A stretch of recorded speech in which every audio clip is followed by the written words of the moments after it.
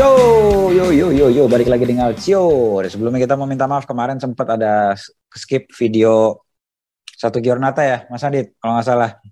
Iya, benar. Ya, oke. Jadi sekarang kita lanjut aja nih, kebetulan international break udah mau selesai. Dan langsung nanti di tanggal 16 Oktober nih, dibuka Giornata ke-8 ya. Itu langsung big match pertama di pembukaan Giornata 8 ada Spezia lawan Salernitana. Grande Partita. Sabtu ya? Iya, ini kedua jam berapa itu? Ini jamnya jam 8. Bersahabat sih, tapi nonton lah ya. Bersahabat. Ini kedua tim sama-sama dari 7 pertandingan menangnya cuma sekali, draw-nya juga cuma sekali. Sisanya lu tahu sendiri apaan kan? Poinnya cuma 4. Frank Ribery belum bisa menaikkan Salernitana dan Thiago Motta belum bisa nyelamatin Spezia. Gimana nih menurut lu, Dok, sebagai fans keras Salernitana? Gak tahu, gue sumpah ini berdua. Gak jelas. Singkat aja lah. Kan Singkat Thiago aja Motta lah. mainnya atraktif. Salernitana juga kayaknya udah mulai nemu ininya lah dikit. Gak ada nemu apa-apa kayaknya. Gak nemu apa-apa ya. Tapi wajib nonton. Pertandingan terakhir dia sebelumnya dia menang 1-0 lawan Genoa loh. Genoa yang ada Destro tuh. Dia bisa menang 1-0 loh di Giornata ini aja itu. Yang satu posisi 19, yang satu 18. Iya, makanya kan gue bilang sama poinnya. Ini ngapain ya? Ini main di kandang Spezia. Seri lah menurut gue. Seri. Tapi kalau dari gimana? Tapi Motta mestinya udah makin ini ya, udah makin tahu ya bahwa strategi lo tuh nggak bisa idealis banget gitu. Mengerti nggak sih maksud lo? Maksud gue gitu. Ya lo bisa apply di pertandingan ini lah dengan tim yang nggak OP gitu, nggak overpower dari tim lo. Ya ini saatnya lo bener-bener meramu taktik yang oke sih. Itu aja. Lo kan selama ini kan lawan tim yang bisa dibilang lebih OP gitu kan. Itu aja. Mudah-mudahan sih bisa menang Spezia, tapi gue bilang seri karena ketidakjelasan berdua ini. Oke, Mas Adit. Dari 11 pertemuan mereka berdua lah, itu 7 kali dimenangin Spezia, sekali draw dan 3 kali Salernitana menang. Kira-kira previous match ini atau statistik ringannya ini bisa jadi gambaran nggak? Kalau statistik pertemuan itu nggak berlaku. Kayaknya jarang main di Ini baru ketemu lagi di Serie A deh kayaknya. Kan Salernitana juga kemarin baru naik main di Serie B, baru naik gitu. Tapi ya ini pertandingannya berlangsung di tengah-tengah 2 pertandingan yang tim gedenya IPL nih, ada Watford Liverpool sama Leicester City lawan MU ya. Ya tetaplah bakalan milih nonton ini daripada 2 pertandingan itu kan. Jelas. Ngapain nonton kalahan gitu kan? Tim yang udah ada pasti kalah gitu kan. Jadi Mas Adit megang mana nih Mas? Nggak bisa dijebak. Ya agak sulit sih, tapi gue ngeliat sih ya dia kalau emang memilih di antara 2 tim yang sama-sama belum stabil ini gitu ya performanya gitu. Ya lebih condong ke Spezia sih, karena kalau paling nggak dari sisi kualitas pemain harusnya Spezia itu lebih unggul gitu. Gue ngeliat pertandingan Spezia terakhir ya pas lawan Milan waktu itu, Spezia tuh nggak jelek-jelek banget sebenarnya mainnya. Kayak ada siapa, Nzola kan udah main, terus Maggiore juga itu mulai bagus lah mainnya gitu. Paling ya kalau defense-nya juga nggak blunder atau nggak bikin yang aneh-aneh, kesalahan-kesalahan yang nggak perlu, gua rasa sih harusnya bisa lah Spezia ini menang. Nah ini yang jadi masalah adalah kedua tim yang cedera nih banyak juga. Jadi kayaknya yang main nih antah berantah nih, jujur aja ya. Makin nggak kenal. Maggiore nggak main. Maggiore nggak main. Maggiore cedera. Terus yang kita tahu Agudelo cedera. Dia bego, nggak usah dibahas. Rabia cedera. Gak jelas. Kalau dari Salernitana, Ribery Udah gak jelas sih. Bonazzoli nggak main, Koulibaly nggak main. Udah gue nggak paham lagi nih. Gue kalau menurut gue masih megang Salernitana karena kemarin Spezia habis dibantai Verona, sedangkan Salernitana menang. Itu aja gue dasarnya megang Salernitana. Udah gak usah dibahas. Gue lebih hafal pemain Persik Kediri kayaknya. Udah, gue nggak mau lama-lama bahas ini.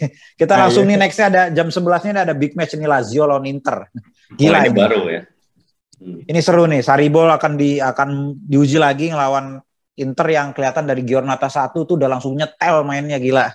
Dengan komposisi yang tetap sama di 3-5-2 sedangkan Lazio nih lagi ada masa perubahan nih dari yang biasa main 3-5-2 ke main ke 4-3-3 dan Simone Inzaghi ngadepin mantan timnya, tapi ini mainnya sekarang di Olimpico. Secara di peringkat klasemen Inter ada di peringkat ketiga, sedangkan Lazio di peringkat 6. Beda kedua tim ini poinnya adalah 6. Head to head 10 seimbang bisa dibilang dari 24 pertandingan, 10 kali menang Lazio, 10 kali menang Inter, 4 seri. Dari Mas Adit dulu, kira-kira nih pertandingan bakal berjalan seru sih kalau menurut gua karena Sarri juga bukan tipe pelatih yang defensif. Melawan Inzaghi nih yang mainnya nggak perlu kita analisa lagi gitu loh di Inter. Iya. Ini baru beneran big match nih. Kalau yang tadi kan big match-nya ya gitulah. Buat yang ngerti aja kalau yang tadi. Nah kalau ini ya gua rasa emang apa ya? Buat Simone Inzaghi ini ujian banget nih. Ini karena pasti fans Lazio itu udah bakalan siap untuk ya ngasih sambutan ke dia lah gitu ya sebagai mantan pelatih. Nah, apalagi kalau antara Inter sama Lazio juga kan gini sih gue ngelihatnya kayak ini aja kayak Juve ke Fiorentina, maksudnya Juve itu kan sering ngambilin pemain-pemain dari Fiorentina gitu ya. Nah, Inter juga seneng gitu ngambil pemain-pemain Lazio. Ya bahkan termasuk pelatihnya musim ini. Dan ya gue ngelihatnya sih di sini Lazio yang harusnya punya motivasi lebih gede gitu ya. Terutama yaitu ya soal faktor non teknis ini Inzaghi sendiri sama ya buat Sarri sendiri menurut gue dia harus mulai nemuin konsistensi sih kalau apa ya nggak mau makin ketinggalan gitu karena poinnya udah lumayan berjarak nih sama tim-tim lain yang di atasnya ya. Jadi kalau misalnya sampai kalah lagi gitu menurut gua akan semakin susah gitu Lazio. Jadi menurut gua ya dengan motivasi gini paling nggak Lazio bisa lah imbang lah gua rasa nih. Kemarin Lazio habis digulung sama Bolonya 3-0 itu ngagetin loh di Giornata ke-7. Lu seneng kan pasti sialan. Gue gak mengagetkan sih setelah melihat permainan non-Roma. Gue gak kaget sih. Gak kaget. Gue harap Lazio kalah sih. Gue harap Lazio kalah. Ini harus gue screen record nih. Gue harus posting nih bagian ini. Goreng.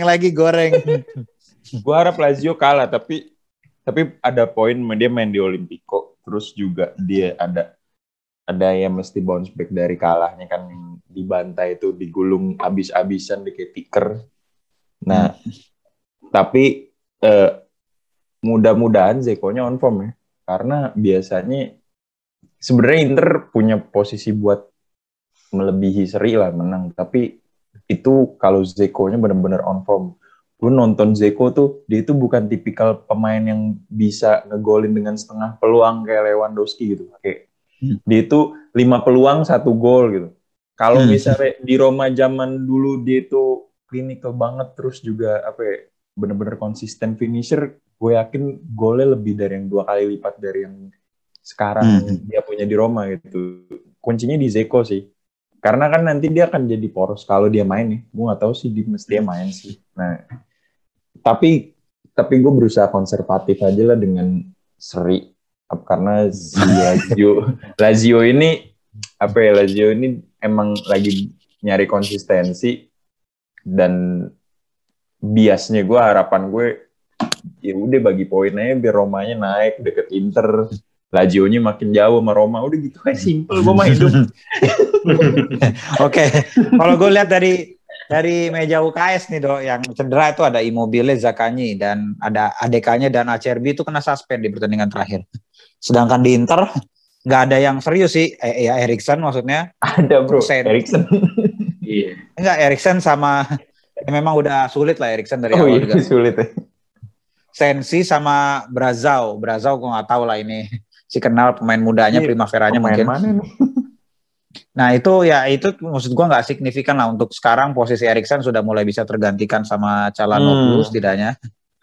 Dan nggak ada yang mayor sih istilahnya cederanya pemainnya nih yang menurut gue Inter masih bisa menang sih. Kayak gue ini bakal gas terus sampai paruh musim Inter.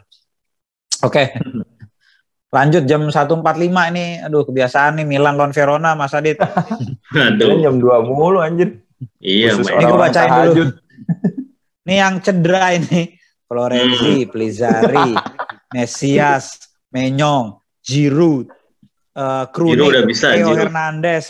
Giroud udah bisa. Theo Hernandez, Covid, Bakayoko, Ibrahimovic, bahkan sampai Lippi aja komen, kok Theo bisa kena padahal udah terkontrol katanya ini Covid. Gue tadi sempat baca dikit ulasannya. Terus di Verona ada pemain pinjaman yang dari Juve, Frabotta cedera, ada Ilic, jagoan baru gue di Verona nih, yang dari City, ya kan. Terus ada Gunter sama Faraoni nggak main, dan Tudor dari kemarin lumayan 2-3 pertandingan ini udah lumayan, 3 ya dia udah 3 pertandingan ya? Iya. 3. Oke, apalagi kemarin sempat ngebantai Spezia 4-0 dan Milan juga cukup nggak kalah keren, habis ngalahin Atalanta di kandang Atalanta 2-3. Jadi gimana nih menurut Aldo dulu deh Aldo? Gimana dong? Menurut saya tentu Milan tetaplah Milan ya, walaupun dengan pemain-pemain seperti ini. Yang penting Tonalinya sehat kan? Alhamdulillah. Tonali sih nggak ada dengar berita apa-apa, nggak tahu nih sampai nanti hari. Jangan sampai lah ya, jangan sampai. Ini kadang-kadang pemanasan aja suka ada yang cedera. Kan? Udah di stadion pemanasan cedera kan konyol. Ya, kita update dulu nih. Berarti Milan bener ambil Mirante ya? Ambil. Oh bener ambil Mirante untuk nge-backup. Ntar dulu ini Plizzari juga cedera ya? Plizzari sama Menyong. Jadi Milan tuh cuma sisa Tatarusanu. Oh, pantes ngambil Mirante. Ada sebenarnya Andreas Jungdal, cuman itu kayaknya masih di Primavera nggak dinaikin lagi.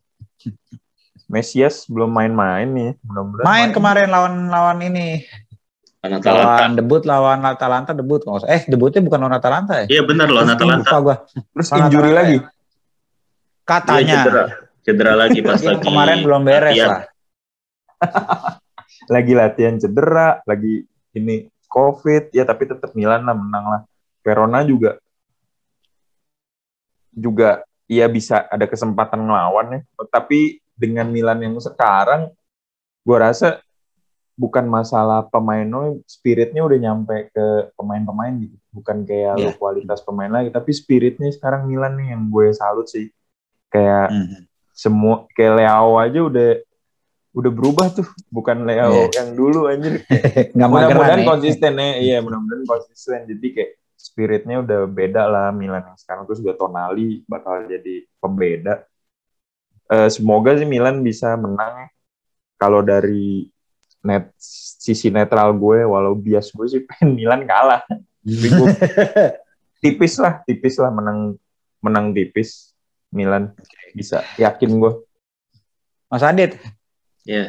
Ini kelihatannya Milan nggak pernah lepas dari masalah injury nih. Maksudnya ini kayaknya ada something juga sama visionya mungkin. Terus dari lihat komposisi squad yang ada ini Mas. Jadi yang main ini masih belum jelas line up-nya siapa yang bakal keluar. Itu kira-kira gimana nih Mas Adit Milan?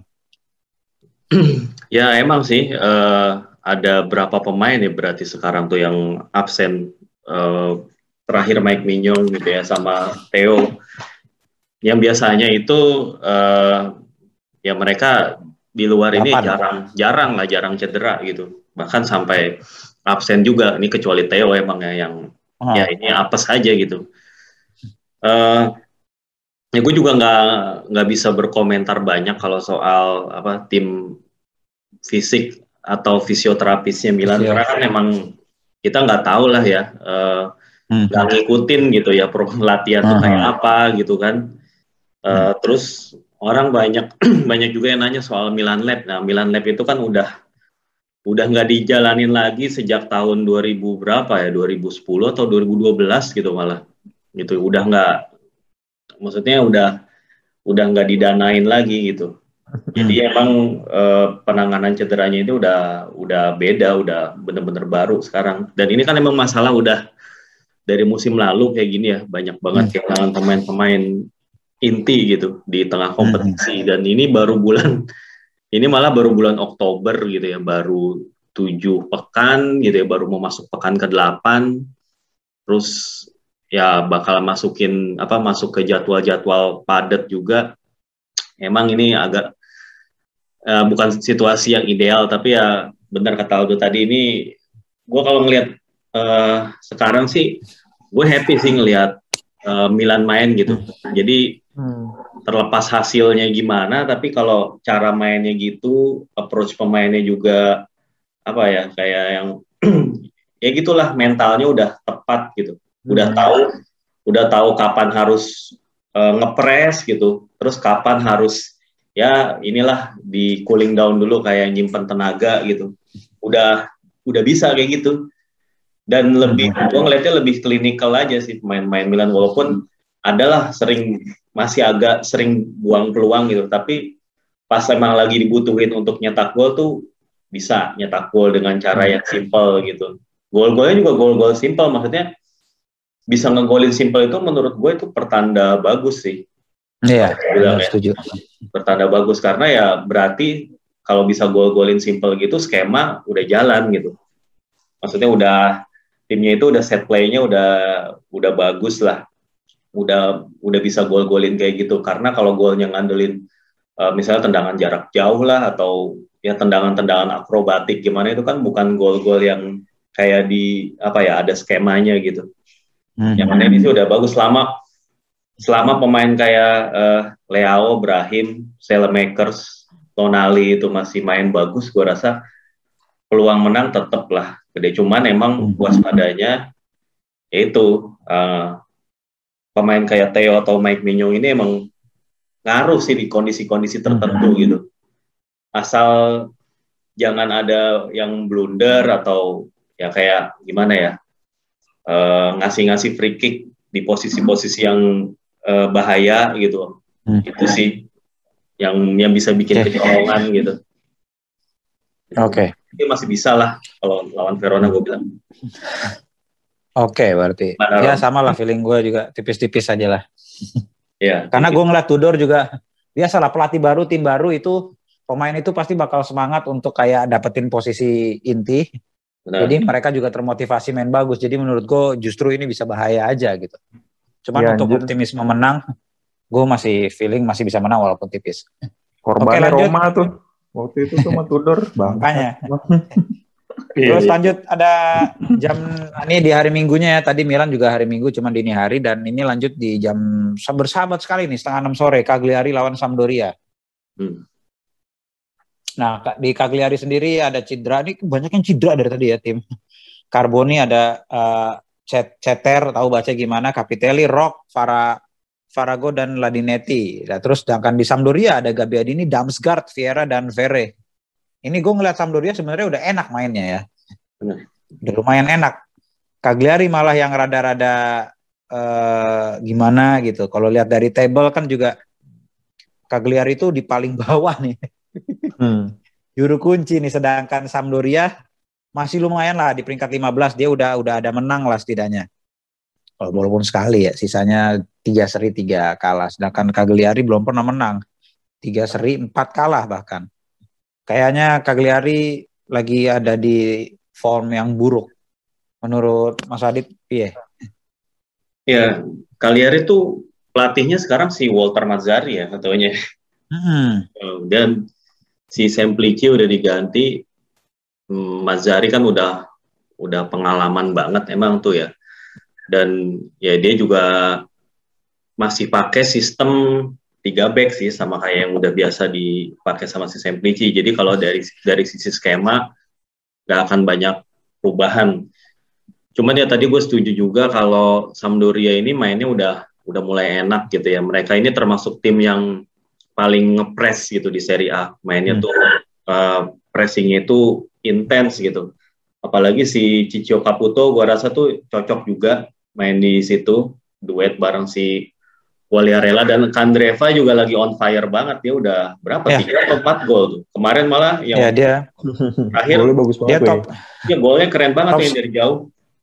Top skor klub dia 3 gol. Iya 3 gol. Serie A. Ya gua rasa sih ini walaupun Sampdoria nggak ada siapa tadi Damsgaard ya sama Gabbiadini. Tapi masih adalah pemain-pemain lain yang bisa ngasih perbedaan gitu, kayak Selain Quagliarella sama si siapa namanya Caputo, itu juga masih ada pemain kayak si siapa namanya Torregrossa itu kan di ya, dan lini belakangnya juga udah lumayan sih, duet si Omar Colley sama si Yoshida itu udah lumayan solid. Cuman si ini aja sih, gue ngeliat Emil Audero aja mainnya masih kurang stabil gitu. Kadang-kadang kalau bola-bola susah dia bisa dapat, bola gampang malah kebobolan gitu. Sementara Cagliari kan punya penyerang-penyerang yang kayak si João Pedro, Pavoletti gitu kan. Ya ini menurut gue seru juga gitu. Ya tapi gue tetap ini Sampdoria menang tipis lah gitu. Tapi bakal kebobolan juga sih Sampdoria kayaknya. Nih Pedro nih jadi top skor klub ya, walaupun klubnya di paling bawah. Dia udah nyetak 4 gol di sejauh pertandingan ini, cuman masih nggak nolong klubnya lah, Dok. Kira-kira Cagliari bakalan tambah kusut atau gimana nih, Dok? Gue udah feeling Cagliari kusut nih. Kayak dari tahun lalu apa sih achievementnya ialah lolos degradasi gitu. Sekarang kagak makin bener. Terus Sampdoria top skornya Sampdoria sih Candreva. Lu merasa dunia baik-baik saja nggak sih? Klub lo itu top skornya Candreva anjir. Seorang pemain tengah gitu aja dulu ya. Dan nggak usah lihat sosok kayak pemain tengah dulu aja ya. Kayak lo kalau pemain tengah model-model kayak si zamannya siapa ya? Mungkin Nedved atau kayak siapa ya? Zamannya ya Pellegrini lah contoh gitu. Karena emang masuk ke dalam ini Candreva Pak. Lu yakin dunia baik-baik saja? Tapi golnya kemarin golnya dahsyat. Itu mah ngegaca itu. Udah gue shoot aja dah, masuk kagak. Tapi ya gue bisa bilang sih gue sih seru, ini bakal seru. Bakal balas-balasan gol ya. Karena saking gak jelasnya ini berdua. Lo lihat aja Sampdoria kemarin, gila. Sampdoria kemarin gak jelas banget. Menang dulu ya. Sampdoria kemarin lawan Udinese 3-3 kan? Ya. Iya. Lupa gue menang dulu ya kalau enggak. Balas-balasan ini. Balasan ya. Nah, balas-balasan ini. Bakal pertandingan kayak gitu menurut gue. Karena dua-duanya nih benar kata Mas Adit, Audero bukannya makin meningkat ya permainannya, makin profesional, makin apa ya, kuda-kuda makin kuat gitu. Ini malah makin kagak jelas. Apa harus pindah klub? Apa emang kelasannya begitu gitu? Susah Bang Mulyadi.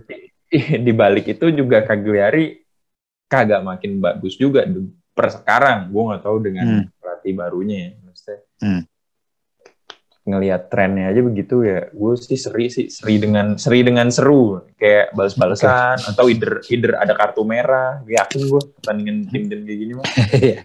Oke. Next, ini kita mulai singkat aja biar waktunya nggak jadi lama. Ini next ada Empoli lawan Atalanta. Empoli lumayan loh. Dia udah 3 kali menang. Jangan diremehin dulu. Empoli udah ada di peringkat 10 dan Atalanta peringkat 8. Gak jauh. Dari segi poin mereka cuma beda 2. Serius. Iya benar-benar. Empoli juga udah ngadepin Juve kan. Menang lagi. Empoli udah lumayan mulai oke. Sedangkan Atalanta kemarin habis kalah lagi. Jadi ini quick review aja kira-kira. Gimana menurut Bung Aldo nih? Empoli Atalanta, saya bisa bilang Empoli bisa ngambil kayaknya. Pinamontinya cedera. Saya fans berat Andrea Zoli soalnya. Oke. Walau kemarin kalah ya sama Roma ya. Tapi Empoli bisa ngambil. Tapi di dunia yang benar-benar nyata ya Atalanta menang sih. Itu hanya biasnya gue aja gitu kan. Atalanta menang lah. Ya, kalau Mas Adit nih Jim City, Hatebur masih belum bisa main, Pessina dan Gosens. Itu nggak main kemungkinan. Ngadepin Empoli yang dalam tanda kutip hanya Pinamonti, tapi mereka lagi lumayan formnya lah, walaupun kemarin kalah lawan Roma. Ya paling kesulitannya Atalanta tuh ya ini aja sih, gue bilang masih belum gampang ngegolin kayak biasanya gitu. Ya secara permainan sih mereka masih ini kayak bisa pegang apa ya, possession masih lah pasti, terus bikin peluang juga masih gitu.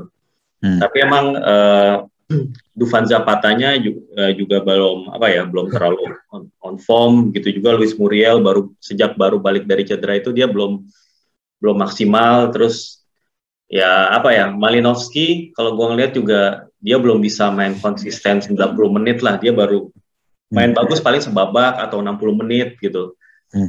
Ya paling di situ aja, tapi di luar itu gue rasa kalau untuk ngambil ini ya dari poin dari Empoli, gue rasa masih bisa sih menang lah, masih bisa.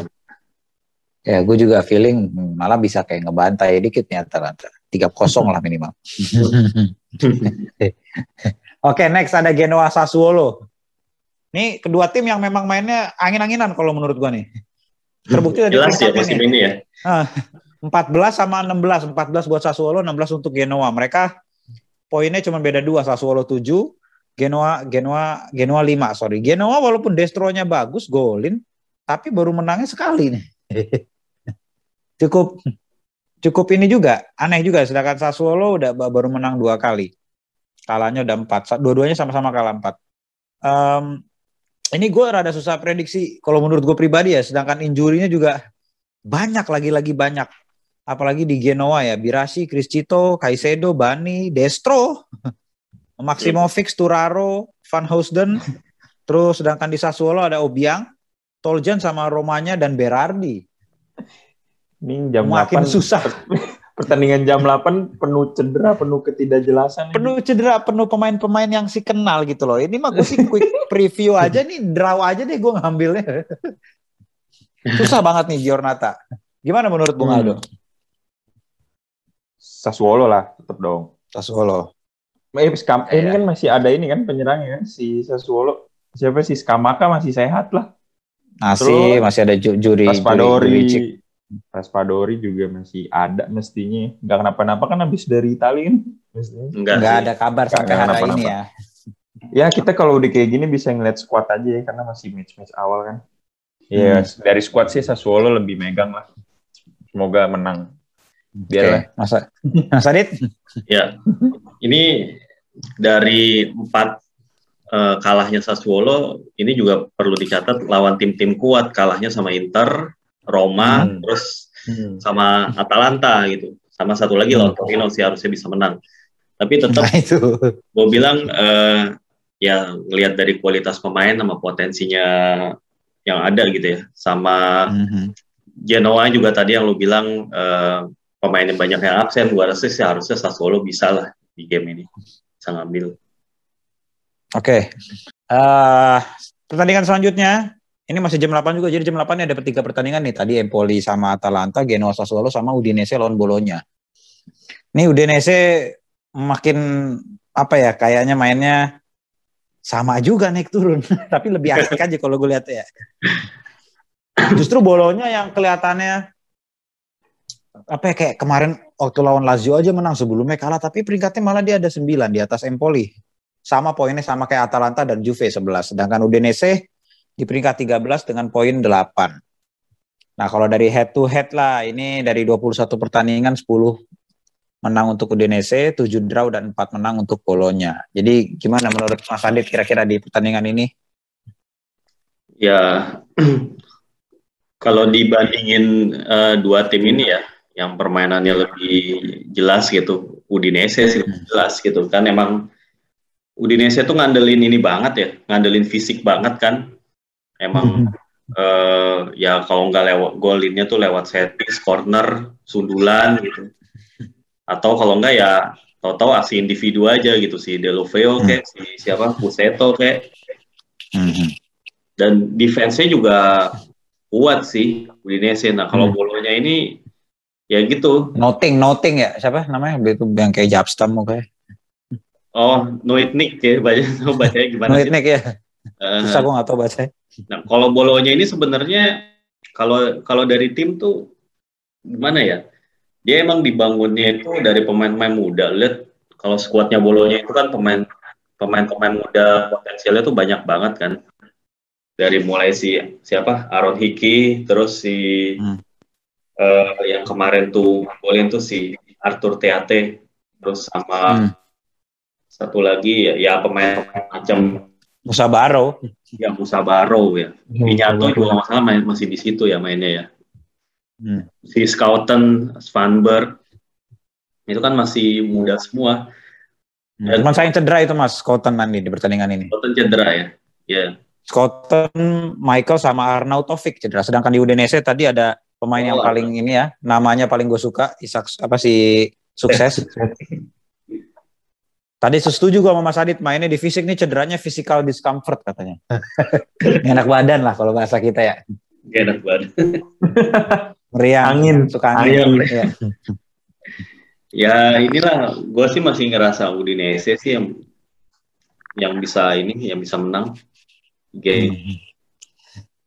Dok, gimana Dok?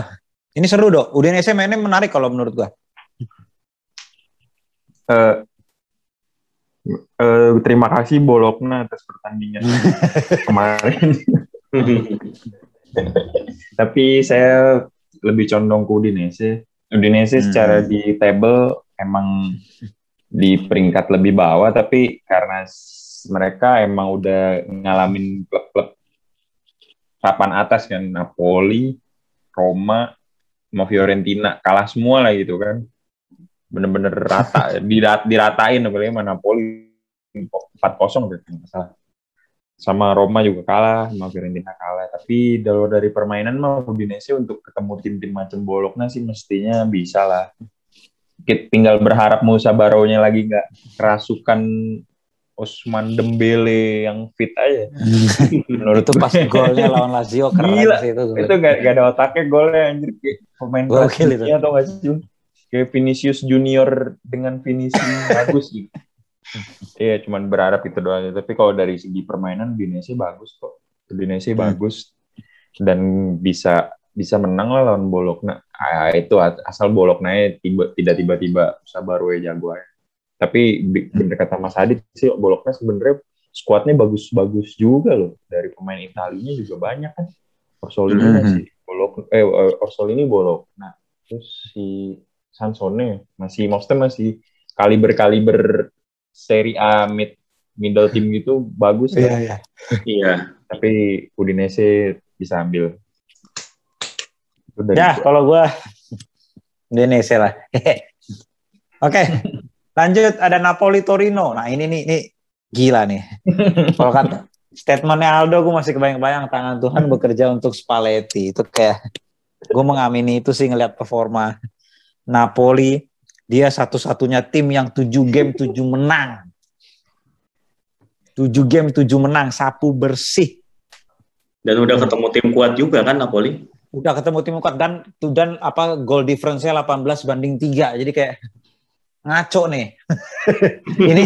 ini bukan sekedar statistik simpel, tapi memang kayaknya nunjukin kalau Napoli memang udah ada keseimbangan antara belakang ke tengah. Dan di depan udah mulai ada sinkronasi menurut gue ya. Udah pada sinkron nih orang-orangnya di depan gitu loh kayak. Walaupun memang musim lalu sempat Bung Iksan ngomong Osimhen bakal bagus musim kemarin gitu kan, gue bilang enggak. Tapi musim ini ya gue mengakui. Kayak bakalan bagus dia. Di musim ini, musim kemarin memang enggak, bener gue bilang gue enggak. Musim Osimhen kemarin enggak, musim ini ya. Kayaknya bakalan akan termotivasi lagi karena dengar ada yang ngincer juga. Klub-klub gede udah mulai ada yang ngincer, pasti bakal jadi main bagus, percaya sama gue. Terus gimana kalau menurut Bung Aldo nih? Bung Aldo dulu nih, Napoli Torino. Gak usah dipertanyakan lagi. Udah pasti. Gue yakin 10 win. Nggak ada yang sampai 10. Akan terhenti pas lawan Roma nih Napoli menurut gue nih. ini lawan Roma kapan ya? Masih 2 2 minggu lagi apa gitu. Ya, tapi untuk lawan Torino menang Napoli lah. Gila, gue deh nggak mau. Simple aja ya. Simple aja lah, ora et labora lah. Kalau Napoli itu dia kayaknya berdoa dan berusaha gitu. Lu berusaha doang tanpa ada tangan Tuhan bantu nggak akan bisa kayak begini, men. Iya, iya. Tim gue dilatih Spalletti udah 2 kali, udah 2 periode aja. Bahkan kalau hitungan tahun lebih dari 3 periode kali dari yang mestinya gitu kan. Tapi memang permainannya bagus, nyetel. Tinggal kita tunggu turunnya aja kalau Spalletti. Paling di Tengah-tengah ya. Di tengah-tengah lah. Januari gitu.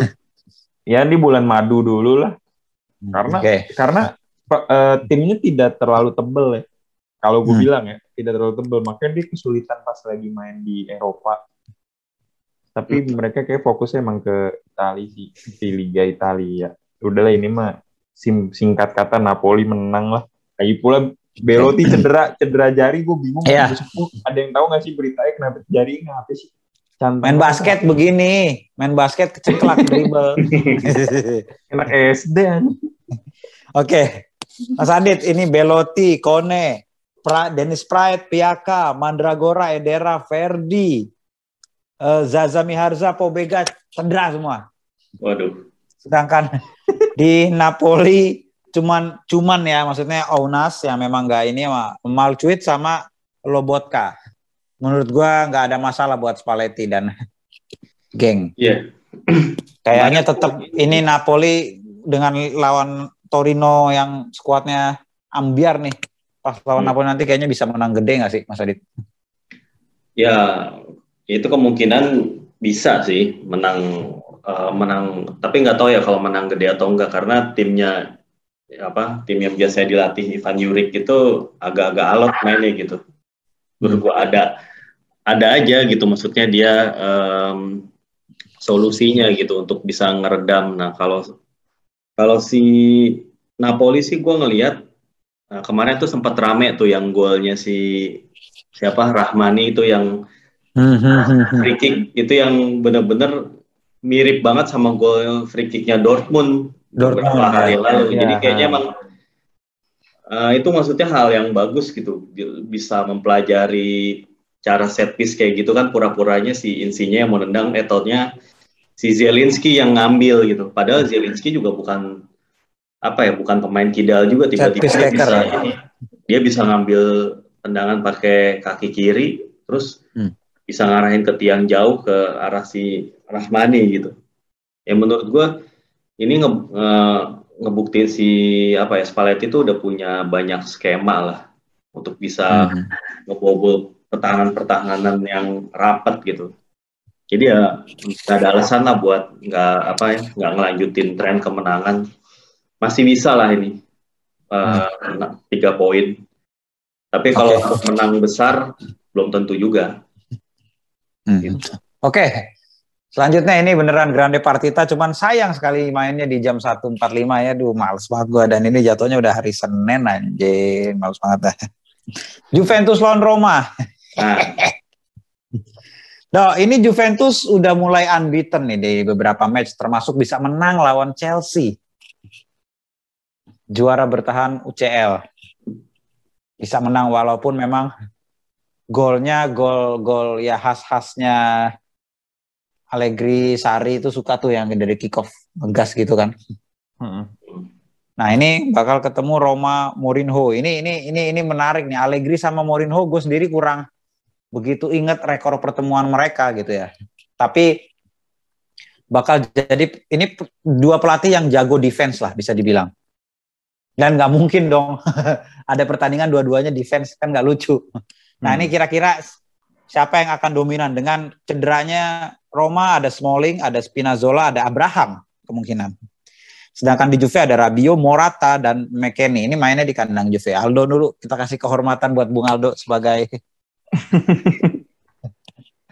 yang Maret mau kampanye juara. Pertama-tama ini pertandingan jam 2 dan Senin itu ujian untuk orang-orang beriman. Siapa yang bangun di sepertiga malam. di hari Senin kan. Nah itu hanya orang-orang beriman lah. Gue kan puasa Senin Kamis, gue insya Allah bisa banget. Kecuali yang hari Sabtu Minggu ya bisa lo habis tidur kan gak gaul. Ini untuk orang beriman. Yang kedua, Juve di Liga Champion itu udah gue prediksi kan. Coba nanti lihat video Ngasio dah. Gue yakin banget Juve bisa ngatasin Chelsea.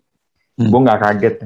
Makanya di pertandingan ini pun gue secara konservatif Roma untuk seri aja beruntung menurut gue. Karena apa? Karena anomali dari omongan lo, Rom. Bahwa Jose Mourinho itu pemain bertahan gitu. Di Roma anomalinya sialnya pertahanannya jelek banget. Gue baru tahu nih kenapa alasan Roberto Mancini nggak ngebawa Gianluca Mancini tuh, gue udah ngeliat tuh. Ternyata emang masih belum matang lah. Dan tim ini masih on proses. Apalagi kalau Tammy Abraham itu bener-bener nggak bisa main. Karena dia masih diragukan. Ada memar yang parah. Dia nggak Achilles, nggak ankle yang kenapa-napa. Tapi memar yang parah. Skemanya Mourinho itu sangat bergantung pada Tammy Abraham ya. Gue nggak bisa ngelihat Shomurodov untuk mimpin depan ngelawan Juve sih. Nanti itu juga teka-teki itu. Makanya dengan cedera Abraham ini lumayan menggeser prediksi gue. Kalau ada Abraham sih mungkin masih bisa menang. Tapi ini seri aja. Alhamdulillah lah Juve udah mulai settle lagi. Gue nggak tahu yang kalau di Serie A gilirannya dia mainin siapa sih? Szczesny apa si Perin sih sekarang? Nggak tahu. Kalau akal sehat sih Perin ya. Kalau gue jadi Allegri ya. Akal sehat sih gue bakal dari awal mainin Perin. Nah, itu dia. Kalau Perin ya lebih susah lagi lah. Kita fair-fairannya si Szczesny udah ya seri will be good for AS Roma. Dan semoga prediksi gue salah, melebihi ekspektasi gue sih. Terutama Pellegrini udah bener-bener role-nya udah bukan jadi midfielder, udah bukan di kapten doang tapi di atas kapten udah jadi game maker, udah jadi finisher, udah jadi segalanya lah, jadi kreator, jadi penentu. Nah, itu kunci Roma sih di Pellegrini ya. Gak ada Pellegrini benar-benar hancur tuh. Kayak lawan Lazio tuh gak ada Pellegrini off dikit mainnya jelek. Apalagi sekarang gak ada Tammy Abraham. Ya seri udah paling baik deh. Mudah-mudahan sih bisa lebih. Ya. Oke Mas Adit, kalau di Juve tanpa ada Morata ya, masih ada Dybala kemungkinan katanya udah bisa main. Moise Kean mungkin main, ada Dejan Kulusevski, dan mungkin kita pada penasaran sama debutnya Caio Jorge. Mainnya Caio Jorge gitu loh, kapan sih? Baru 1 kali main ya? Udah main sih. Udah main ya, udah debut ya. Cuman kan masih kayak belum inilah. Sedangkan di tengah memang kehilangan Rabiot, tapi memang sepertinya Juve kalau menurut gua udah ketemu sama Locatelli lah ya. Jadi kayak peran Rabiot mungkin tidak begitu signifikan kalau menurut gua, dan kayaknya ini bisa jadi, dan Chiesa, terutama Chiesa gitu. Terus di belakang sepertinya aman-aman aja, sedangkan di Roma kan ada Cristante, ada Pellegrini, ada Veretout, Mkhitaryan, itu kayaknya makin solid gitu. Kalau dari segi pertarungan di tengah nih Mas Adit, kira-kira biasanya kan gue udah berkali-kali bilang pertarungan tengah siapa yang menang, biasanya tim itu bisa memenangkan pertandingan. Mana Mas Adit?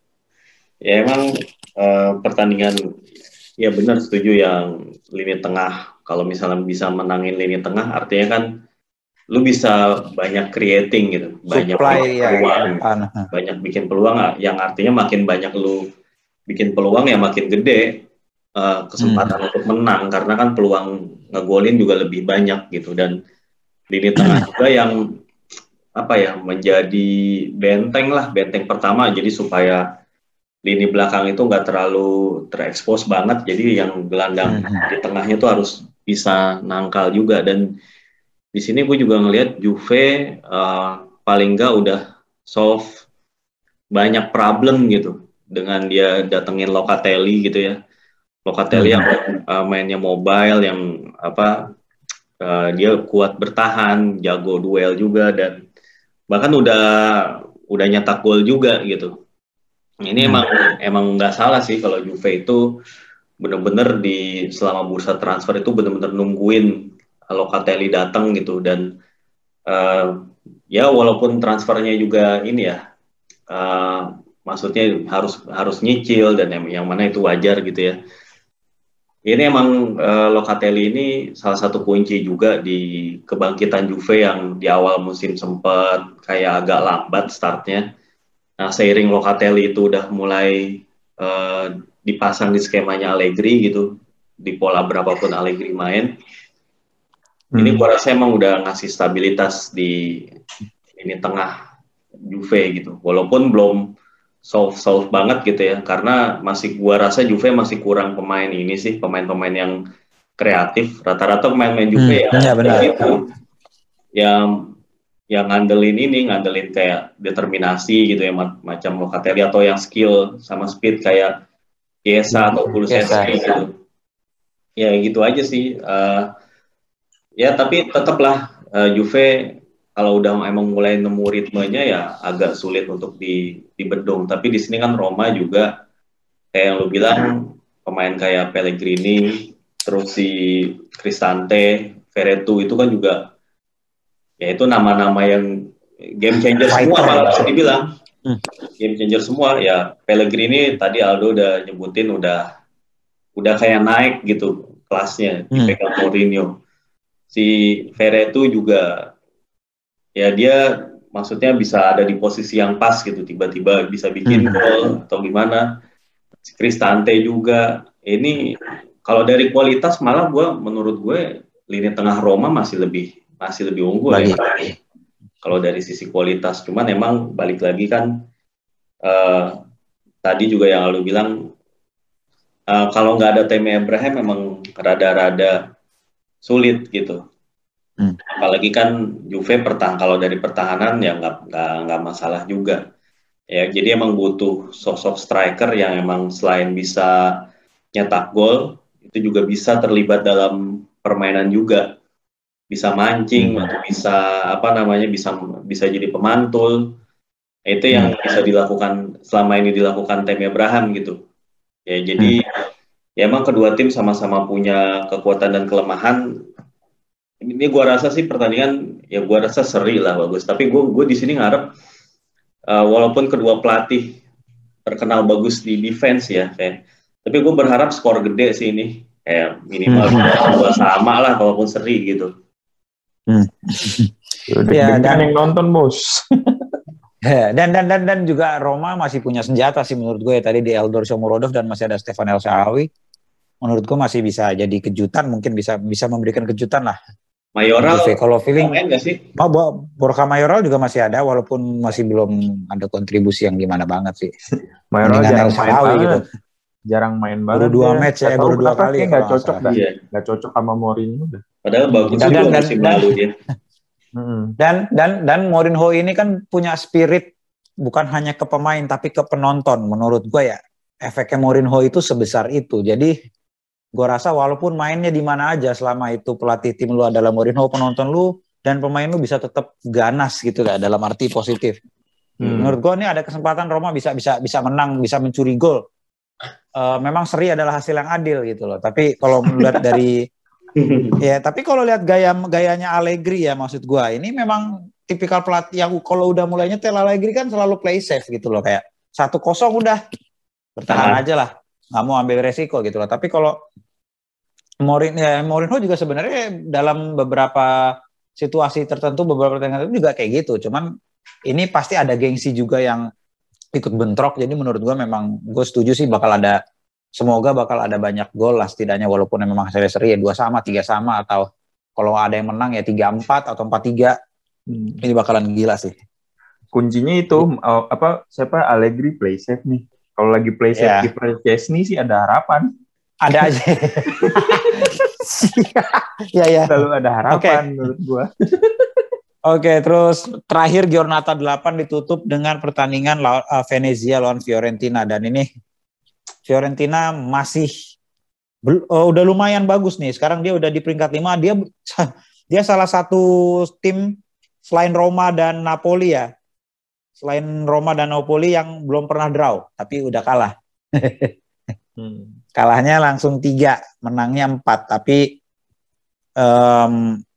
udah ada di peringkat 5, sedangkan dari injurinya kita lihat dulu, ada Dragowski masih injuri dan Castrovilli, sedangkan di Venezia ada Sigurdsson, ada Lazzarini, Hap, sama ini namanya susah nih, unik Ala Milimaki. Waduh, siapa ya kan?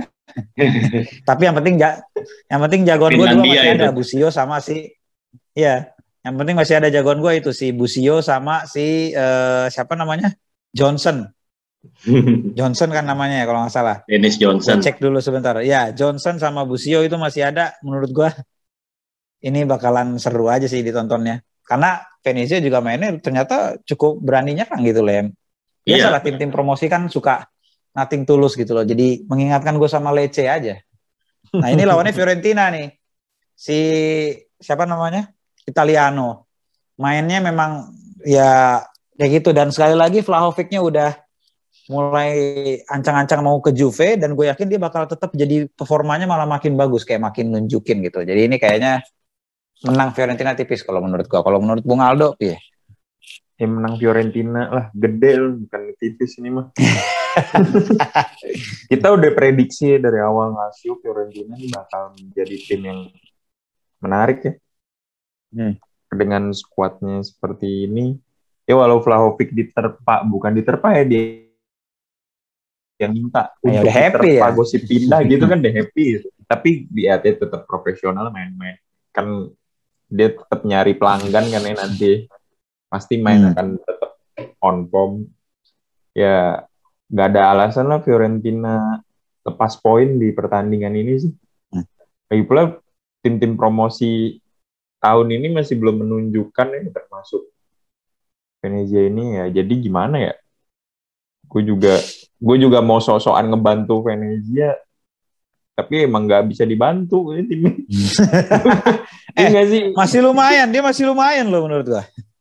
Ya, tapi lo ketemu Fiorentina men sekarang. Ya, dengan Italianonya yang bener-bener super menyerang, apalagi ketemu tim kayak begini, makanan dia banget.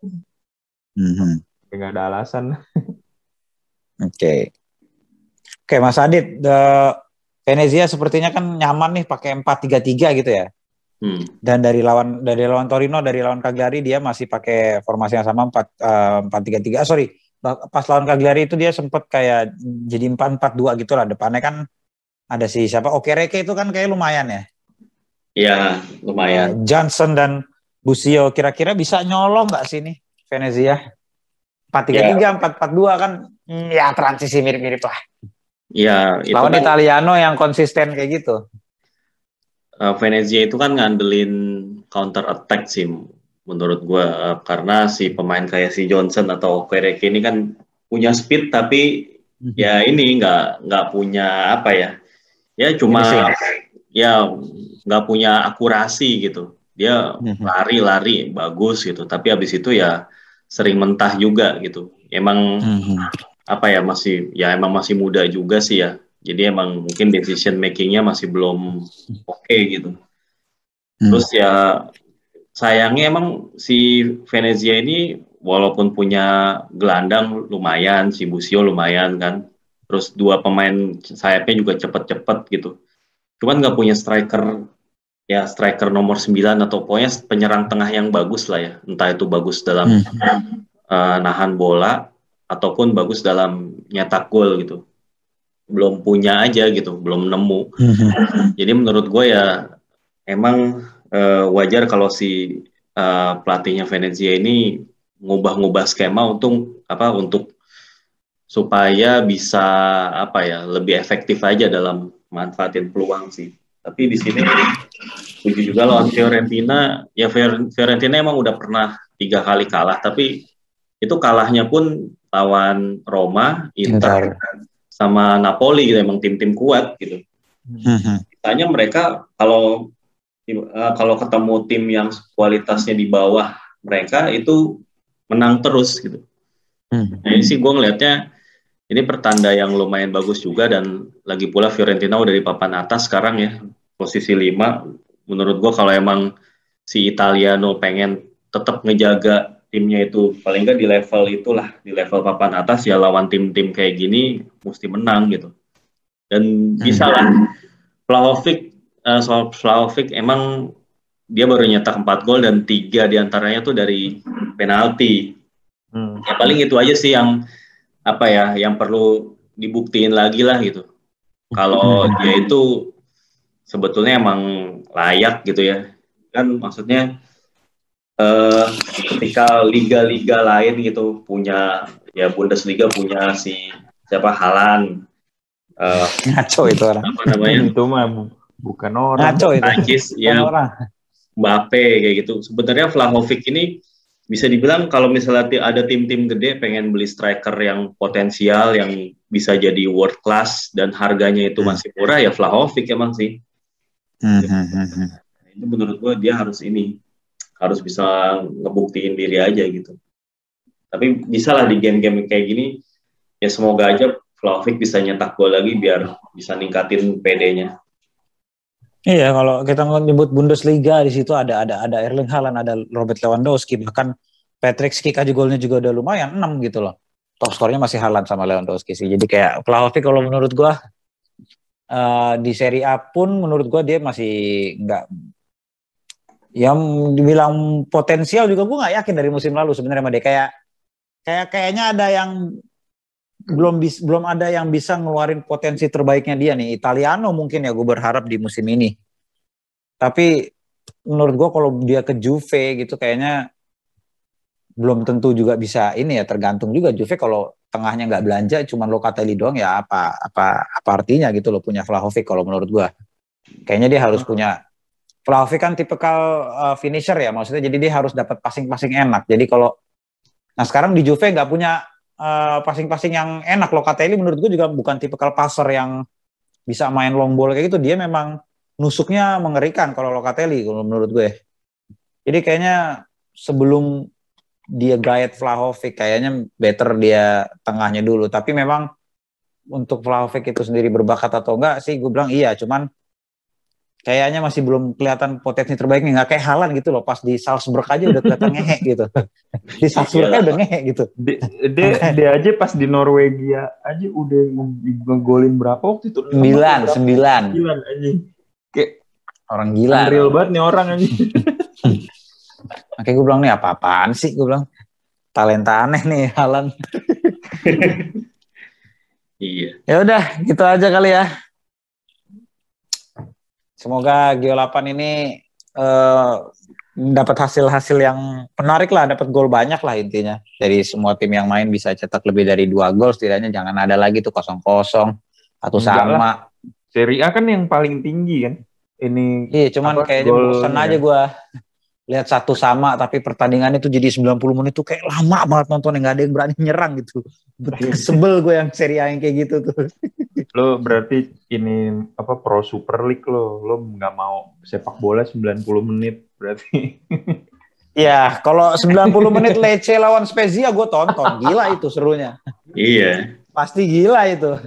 Tapi kalau yang kayak Sampdoria lawan Udinese, bukan yang kemarin ya, yang kemarin itu cukup kaget gue ngeliat 3 sama, yang sebelum-sebelumnya itu kayak ilah. Capek aja gitu nontonnya. Ya udah, thank you buat Bung Aldo dan Mas Adit. Yo, thank you. Kita ketemu lagi nanti di Giornata 9. Marhaban ya Serie A. Setelah international break anjing emang. Oke lah. Thank you semuanya. Stay safe. Ciao.